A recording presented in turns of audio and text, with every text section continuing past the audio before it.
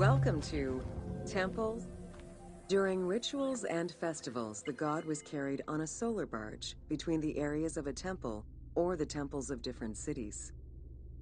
Funerary carvings and paintings covering thousands of years, as well as the Book of the Dead, depict the same ship and oar design. Solar barges have been uncovered near or within several pharaohs' tombs. They were intended to carry the pharaoh into the afterlife.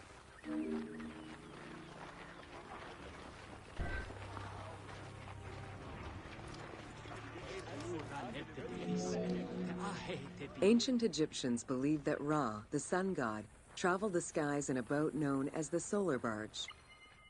The solar barge was believed to cross over to mythological lands.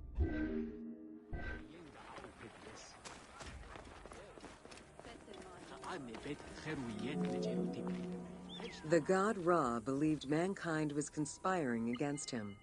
He ordered Sekhmet, the lion-headed war goddess, to kill all humans. To his chagrin, Ra quickly realized that with all humans gone, there would be no one left to worship him. In order to stop the rampaging Sekhmet, beer was brewed and dyed red with pomegranate juice to resemble blood. Sekhmet drank every drop of the brew she could find, eventually passing out drunk. When she awoke, she was calmer, and her lion visage had changed into Bastet. The festival of drunkenness was celebrated in honor of that myth.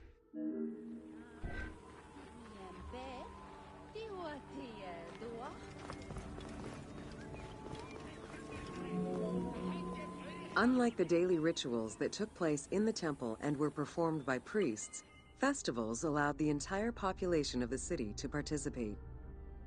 Festivals helped mark the passing of the seasons in the agricultural calendar. In reflecting the cycles of life, festivals offered a sense of consistency and structure for the regular citizens, thus reinforcing the sense of order that pharaohs were to provide for the citizens of Egypt as part of their godly duties.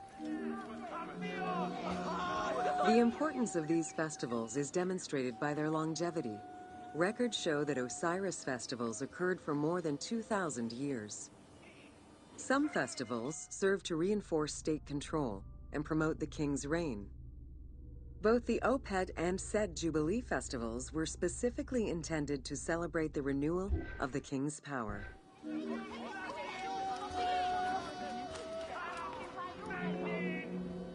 The temple hierarchy consisted of high priests, several types of priests, scribes, and servants. The high priest was known as the prophet. Some divinities had up to 4 prophets, and they were the ones to perform the most advanced and complex rituals.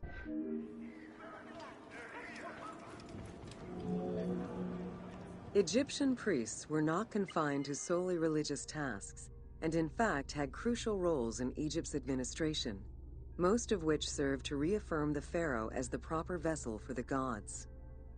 Their focus within the temple was centered on the proper conduct of daily divine rituals, rather than as custodians of dogma or the indoctrination of individuals. Scribes were custodians of the sacred sciences. Some priests were associated with the funeral rites and were considered the group with medical knowledge. The servants of the Ka were low-ranking priests who carried food and offerings in funerary rituals. Lector priests were distinguished by their ability to read, and their main duty was to recite specialized religious texts in both temple and funerary rituals.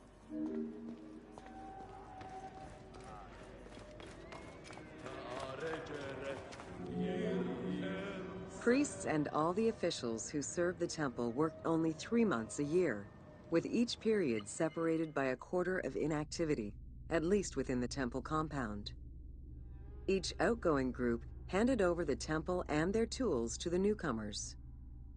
Only the high priesthood remained in permanent office within the temple. The most sacred part of the temple was referred to as Djeser Djeseru, the Holy of Holies. The most sacred inner sanctuary was where the shrine to the temple deity was located. Only priests were allowed within. Offerings were given and rituals unseen by even the pharaoh were performed. While the team chose to allow any character access to this space in some game temples, normally it was reserved for priests alone. Pharaohs and their priests often chose the site of these sacred temples because of some mythological connection or an alignment with the cardinal points and certain stars. Once selected, a foundation ritual was performed. The pharaoh was required to complete 10 steps in the ritual, which required a mix of offerings as well as specific construction techniques. Once the temple was complete, construction of the chamber containing the shrine, or naos, began.